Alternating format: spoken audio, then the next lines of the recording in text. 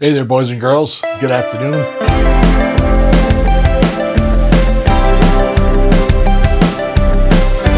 Thank you so much for being here. I really do appreciate it. Hope your day is absolutely wonderful so far, or if it's night, I hope your day went well, or if it's morning, I hope your day goes well. Got to cover all the bases here. Uh, I've been I've been having a blast doing the stuff that I do.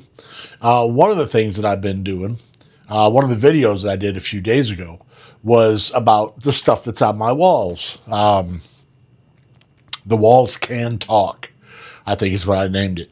And we got halfway through, and it was a 30-minute video. I was at the 36th picture, I believe. So anyhow, so what I decided to do was break it up into two videos. So this will be the second half of that video. So sit tight and we'll get into it. Welcome back there, boys and girls, and gonna get right into it here.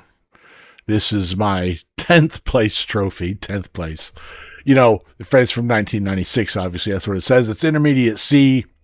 I was never a hardcore competition guy.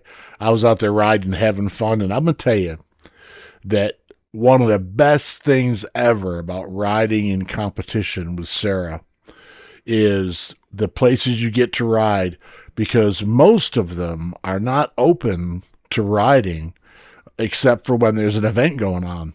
There's one place in Alabama, Maplesville, Alabama, where they've been raising cattle and racing motorcycles since 1938. That's my favorite place in the world to ride. They have an event there once a year. It's called the Perry Mountain. I think it's Perry Mountain 24-hour thing. The manufacturers show up. It's a big deal. If you're into it, go. You'll love it. Well, you can see this trophy has suffered a bit with time. The glue is loose and things aren't sticking. It keeps falling off. I need to fix it right. I just keep sticking it back on and put it back on the wall. And the trophy's not all beat up. There's just a bunch of reflection in that picture. The only way that I could avoid the reflection was to take everything off the wall and take a picture of it, which is really what I should have done. I didn't do. But anyway, you can see from 1996 to 1997, this one's from 97, that I took the series a little more seriously. This one is second place. Every time you sign up for a race, anytime you enter an enduro or hare scramble or a lot of races, really, sand drags, you get a number. You get a new number. It depends on the row you're on, the position that you're in. You see 45A and 37C, 28D, 430. The first two letters are the first two numbers. First two numbers are the row that you're on. You start the race in rows of 4 typically, and then you'll have a position in that row, A, B, C, or D, or the position will be 0, 1, 2, 3. So in 28D, I was on row 28, position 4, 37C, row 37, position C. On 430, I was 43rd row, position 0. And you see that B3 sitting up in there kind of crooked. That's from the sand drags. But you can see by the dirt on them and the different conditions they're in what kind of race we had. But that was a lot of fun. Those enduros and hare scrambles, that was just incredible fun. I really enjoyed that. That's the third time I broke up laughing, and I think you deserve an explanation. And Daryl, this is about you, brother. So my friend Daryl was we did a lot of riding of these things together, and he was on row 1. He was on row 1 in the 4th position. So his number was 01D. And he looked at that piece of paper and looked up at the people that issued it to him and said, "Man, what are you trying to do to me? This thing says old." I'm easily entertained. What can I say? In the mid 80s, I made the big mistake of moving the wife and kids and I up to Western New York State to be a little closer to my father after his terminal diagnosis. Of course, while I was there, I played music.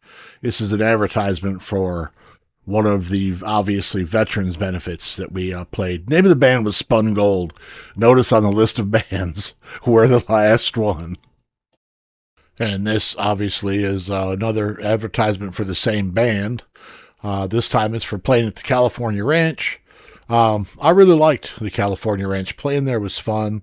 It was a lakeside place in Honeoye in New York State. I enjoyed it. Whilst it's on my mind, let me tell you a little story about playing with Spun Gold. I showed up one night to set up for the gig, and the place was not the kind of place that we usually played at. It was a headbanger joint, is what it was, and I went over there and looked at the jukebox to see what kind of music they normally played, and it was all just headbang, and I couldn't. That's not what we played. So I went and talked to the drummer, and he said, "Yeah, man, we don't usually play at places like this, but I thought we would give it a shot." It's like, oh boy. So the whole first set, we played to a whole bunch of people who could not have cared less about us, and they sat at the bar with their backs to us, and nothing happened. Right after beginning the second set, these three women walked in. They were young, they were beautiful, they were provocatively dressed, and they started cutting up the dance floor like you wouldn't believe. And when I tell you that them three women coming in made that place come alive, it is the world's biggest understatement. The rest of the night went fantastically well, and when we left, everybody complimented us. It wasn't us, it was them girls that got everybody's attention. I am so glad they showed up. This is the placard that was on the outside of the door that went to my father's office. He was a packaging engineer for Mobile Chemical. That's a picture that my brother took that I always thought was just a really good picture. I framed it and stuck it on the wall. I like that picture.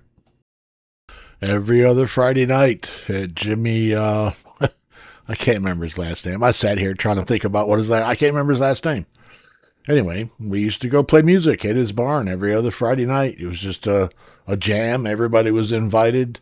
A lot of people would come listen. A lot of people would come sit in. We had a lot of fun doing that. Really had a lot of fun doing that. That is just what it looks like it is. That is a brand new, framed, first run Call Don shirt.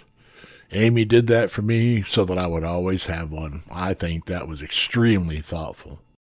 For a few years at an apartment complex, I was a maintenance guy, and I had the task of emptying out apartments after people would leave.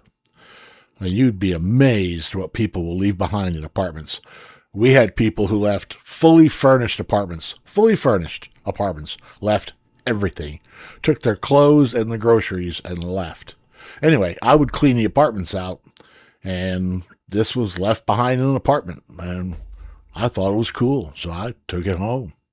That is a plaque awarded to me in January of 1977 by Antel Oldsmobile Cadillac for being Body Technician of the Month.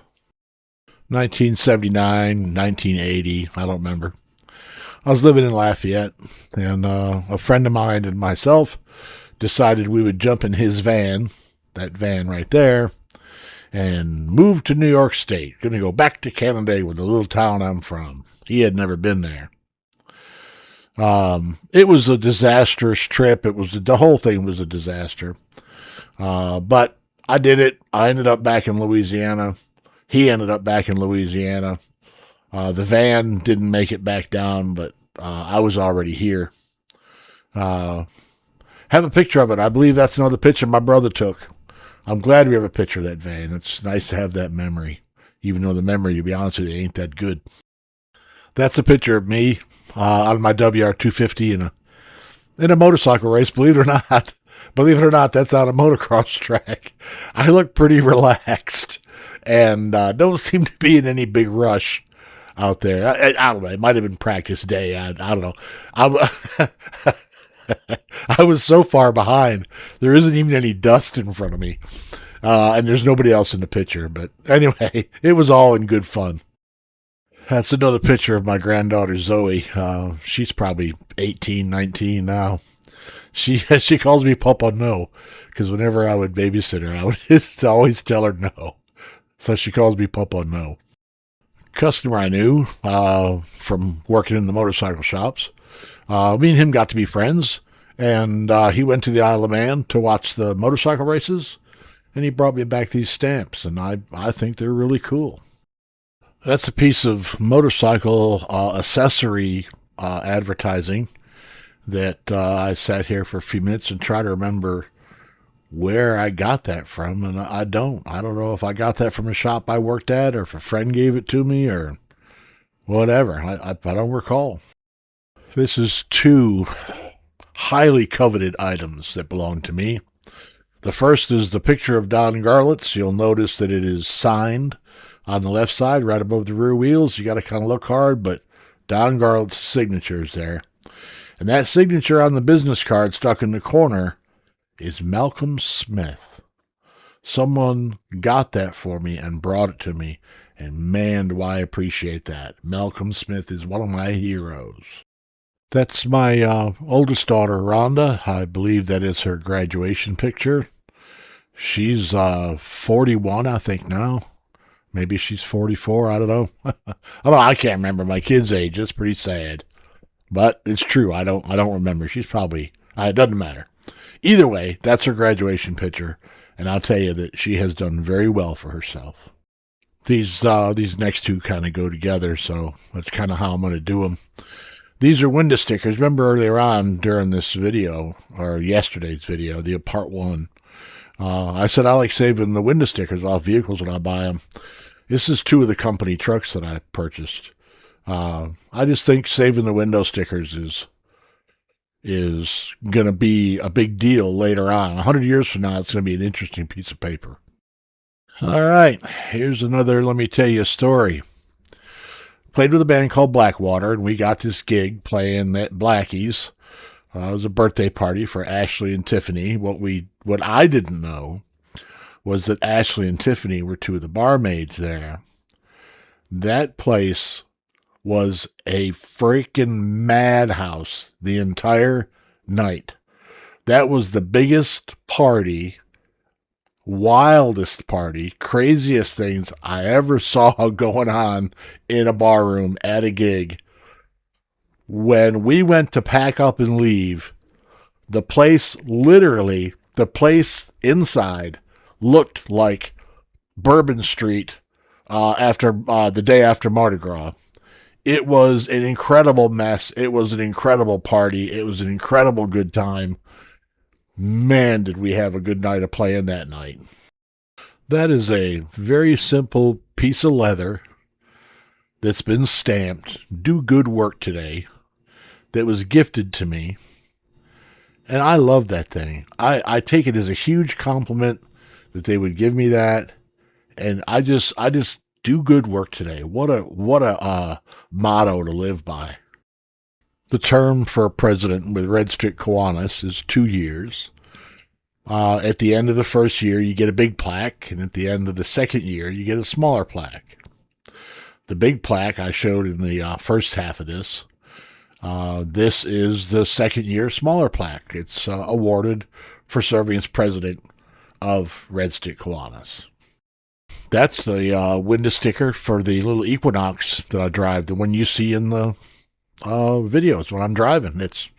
There's the window sticker for it. That is the band Spun Gold that I played with. I'm the guy all the way to the left. If I recall correctly, that was taken New Year's Eve at a place. It couldn't have been New Year's Eve because the door is open. Maybe it was July 4th weekend or something at a campground in Leroy, New York. This is a picture of the young Amy Wise. Yes, my name is Wiseman, and her name is Wise. Playing with the family dog, who, if I recall correctly, the dog's name was Heidi, but I could be wrong. That is an old motorcycle poster, my friends. I've been toting that puppy around since it was new. Now, I don't know who it is. I'm pretty sure it's a professional racer for Honda. I know it's a Honda for sure. And I don't remember what year it is, but the bike still has cable clutch and cable front brakes. So it's got to be early to mid 70s. I love that poster. What can I say? I really like Fireball. So me and my oldest daughter Rhonda and the kid next door loaded up our bikes on the trailer and loaded up the van on a Saturday night and got ready to take off early the next morning to the motocross track. If I remember right, we were going to Fernwood, which was a great place to race a motocross track. And we jumped in the van and we made the probably hour-long drive to Fernwood, and they weren't racing. We had the wrong weekend, and I got mad. So I decided to solve that problem. So what I did was I got a hold of all the local tracks in the area, and I got their schedules. And I decided what I would do is I would make a magazine. And in that magazine, I would publish the race track schedules, and I would do stories about the races and take pictures and all that kind of cool stuff. And so I did. It was called the Southern Off-Road News. That's copies of every magazine that I did. The upper left-hand corner is my oldest daughter, Rhonda. Directly below her to the right, the one with the three little blue dots in it, the reflection off of something. Second from the left in the middle row is the kid next door. Anyway, it went really well. I had a lot of subscribers, and I had da-da-da. And you cannot have a full-time job, go racing, go ride the enduros, go ride the hare scrambles, and publish a magazine all by yourself and expect to live. So after 13 months of it, I'm pretty sure there's 13 of them there. I think that's how many there was. After 13 months of it, I just couldn't do it anymore. I couldn't. My brain gave out. We had a dog, a free giveaway dog. Her name was Karen. She was a great, great pet. She was extremely loyal. She was extremely protective, extremely understanding of Matthew. She was a good hound. She really was. And we had her for a long time. And then she got sick. And I had a choice, or we had a choice. I'm the one that actually made the decision, I think.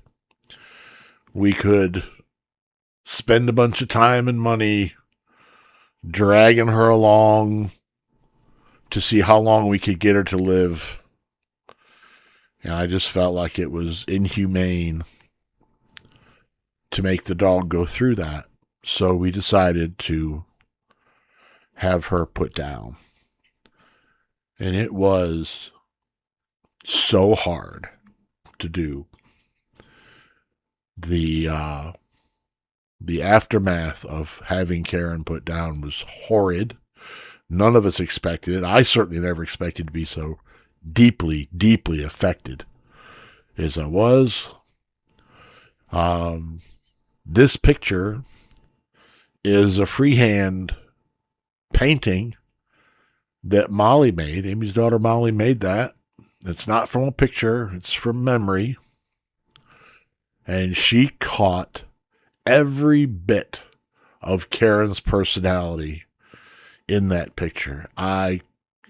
Van Gogh could not have done it better. This is a fantastic picture that she painted of our dog Karen.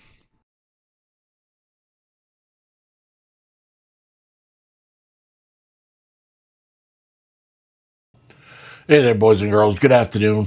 Well, there you have it. A tour of the walls in my office. I hope that you found it interesting, and I hope that I did it in such a fashion as to make it interesting. Or, you know, there's a fine line between telling a story and boring people to death. And I have a tendency to do the latter, to do the latter. But I'm hoping that I didn't do it. I'm hoping that that we got something decent out of that. I hope you enjoyed it. Hope you found it interesting. You got any problems or questions or whatever, please let me know. And I'll be happy to discuss it with you. In the meantime, thank you so much for being here. I really do appreciate it. I'm having a blast doing this. Again, I love the comments. I love all of that stuff. So thank you so much, and hope we see you on the next video. Thanks.